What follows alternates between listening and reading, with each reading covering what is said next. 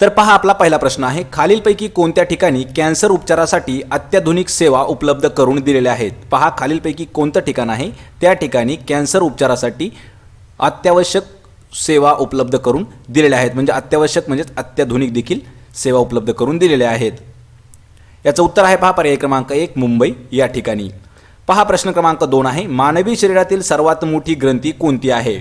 आणि मित्रांनो हा जो प्रश्न आहे हा प्रश्न महत्त्वाचा प्रश्न आहे. हा प्रश्न आपल्याला 2016ला विचारला होता, 2017 आणि 2018 या तिन्ही वर्षी ज्या काही जवळपास पहा पोलीस भरतीमध्ये सुद्धा हा प्रश्न विचारला जातो.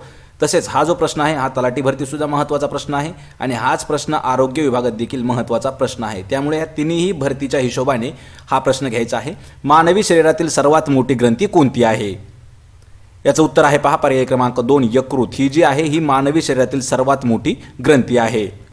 तर पहा प्रश्न क्रमांक 3 आहे, स्टार्च हा डॅश पदार्थ आहे. लक्षात ठेवायचे स्टार्च हा कोणता पदार्थ आहे.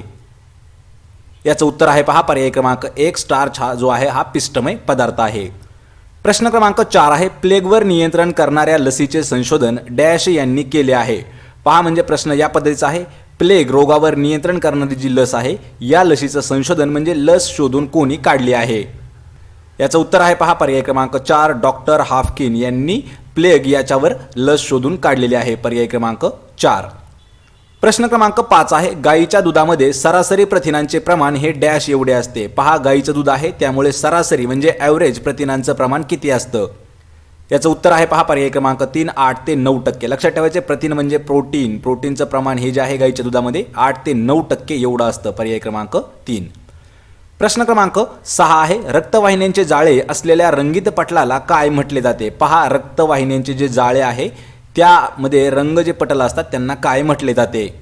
लक्षात ठेवायचं त्याला पर्याय क्रमांक 2 रंजित पटल. लक्षात ठेवायचं यालाच जर प्रश्न अजून असला तर रंगीत पटल देखील या नावाने देखील त्यांना ओळखलं जातं. लक्षात ठेवायचे रंगीत पटल रंगीत पटलच असे म्हटलं जातं. पर्याय क्रमांक 2. प्रश्न क्रमांक 7 आहे, शरीराच्या सर्व भागांतील रक्त हृदयाकडे वाहून आणणाऱ्या रक्तवाहिन्यांना काय म्हणतात. पहा लक्षात ठेवायचा हा प्रश्न आपल्याला समजून घ्यायचा आहे. शरीरात सर्व भागातील जे रक्त आहे ते रक्त हृदयाकडे वाहून ज्या आणतात त्या रक्तवाहिन्यांना काय म्हटले जाते. याचं उत्तर आहे पहा पर्याय क्रमांक 4 त्याला शिरा किंवा नीला असे म्हटले जाते. पर्याय क्रमांक 4. तर यांचं जे काम आहे शिरा यांचं काम असतं की शरीरातील जे सर्व भागातील रक्त आहे ते रक्त वाहून आणायचं असतं. कशाकडे हृदयाकडे. त्या रक्तवाहिन्या असतात त्यांना शिरा म्हणतात. प्रश्न क्रमांक 8 आहे, प्रौढ माणसाच्या 100 मिली रक्तामध्ये हिमोग्लोबिनचे प्रमाण किती असते. पहा 100 ml जेवढं रक्त आहे कोणाचं प्रौढ माणसाचं 100 ml. लक्षात ठेवायचं 100 ml रक्तामध्ये हिमोग्लोबिनचं प्रमाण किती असतं. याचं उत्तर आहे पर्याय क्रमांक 3 14 ग्रॅम एवढं कोणाच्या प्रौढ माणसाच्या 100 ml रक्तामध्ये. प्रश्न क्रमांक 9 आहे, रक्तक्षय म्हणजे काय असतं. पहा म्हणजे रक्तक्षय म्हणजे काय. हा प्रश्न देखील महत्त्वाचा आहे. लक्षात ठेवायचा आहे हा प्रश्न आपल्याला 2016च्या भरतीसाठी विचारण्यात आलेला होता. रक्तक्षय याचं उत्तर आहे पर्याय क्रमांक 1 ज्यावेळी आपल्या अंगातील हिमोग्लोबिन हे कमी होत असतं त्यावेळी रक्तक्षय होत असतो म्हणजे त्यालाच रक्तक्षय म्हटले जाते. पर्याय क्रमांक 1. प्रश्न क्रमांक 10 आहे, ऊसाच्या रसात खालीलपैकी कोणते जीवनसत्व असते. कशाच्या ऊसाचा रस जो आहे त्यामध्ये कोणतं जीवनसत्व असतं. याचं उत्तर आहे पहा पर्याय क्रमांक 4 जीवनसत्व सी म्हणजेच क जीवनसत्व सी हे जे आहे हे ऊसाच्या रसामध्ये असतं. पर्याय क्रमांक 4. प्रश्न क्रमांक 11 आहे, डॉट्स उपचार पद्धतीमध्ये औषधाची ही जी मात्रा आहे ही कधी दिली जाते. पहा लक्षात ठेवायचे डॉट्स उपचार ज्यावेळेस ती पद्धत वापरतात त्यावेळी औषधाची जी मात्रा आहे ही कधी दिली जाते.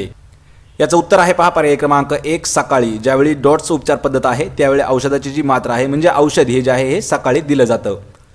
प्रश्न क्रमांक 12 आहे, खालीलपैकी कोणता रक्तगट हा तुरळक आढळतो. पहा म्हणजे तुरळक आढळणारा रक्तगट खालीलपैकी कोणता आहे. याचं उत्तर आहे पर्याय क्रमांक 3 AB. AB हा जो रक्तगट आहे हा कमी प्रमाणात म्हणजेच तुरळक आढळत असतो. प्रश्न क्रमांक 13 आहे, कॉलराचा प्रसार कशामुळे होतो. कॉलरा हा जो रोग आहे याचा जो प्रसार आहे हा कोणत्या कारणामुळे होत असतो किंवा कशामुळे होत असतो. याचं उत्तर आहे पहा पर्याय क्रमांक 1 दूषित पाण्यामुळे कॉलरा हा आजार होत असतो. प्रश्न क्रमांक 14 आहे, विश्व बंधुता दिवस डॅश रोजी साजरा केला जातो. कोणता विश्व बंधुता दिवस कधी साजरा करण्यात येतो. उत्तर आहे पर्याय क्रमांक 1 13 सप्टेंबर या दिवशी विश्व बंधुता हा दिवस आहे तो साजरा करण्यात येतो. प्रश्न क्रमांक 15 आहे, पहा चिकनगुनिया होण्यासाठी खालीलपैकी कोणता विषाणू कारणीभूत आहे. म्हणजेच आपल्याला प्रश्न असा आहे की खालीलपैकी कोणत्या विषाणूमुळे म्हणजे व्हायरसमुळे चिकनगुनिया हा आजार होतो. आणि मित्रांनो हा प्रश्न देखील महत्त्वाचा प्रश्न आहे. पहा हा प्रश्न आपल्याला 2018 साली विचारण्यात आलेला आहे आरोग्य सेवक भरतीसाठी. आणि हा जो प्रश्न आहे जवळपास हा 9 जिल्ह्यातल्या भरतीसाठी हा प्रश्न महत्त्वाचा होता. चिकनगुनिया हा जो आजार आहे हा कोणत्या विषाणूमुळे होत असतो? याचं उत्तर आहे पहा पर्याय क्रमांक 3 एव्हियन इन्फ्लुएन्झा या विषाणूमुळे चिकनगुनिया हा आजार होत असतो. पर्याय क्रमांक 3. हा जो प्रश्न आहे मित्रांनो इम्पॉर्टंट प्रश्न आहे, लक्षात ठेवायचा आहे. प्रश्न क्रमांक 16 आहे अन्ननलिकेची लांबी किती सेंटीमीटर असते? अन्ननलिका जी आहे त्याची लांबी किती सेंटीमीटर असते? उत्तर आहे पर्याय क्रमांक 1 25 सेंटीमीटर लांबी असते. कशाची? अन्ननलिका.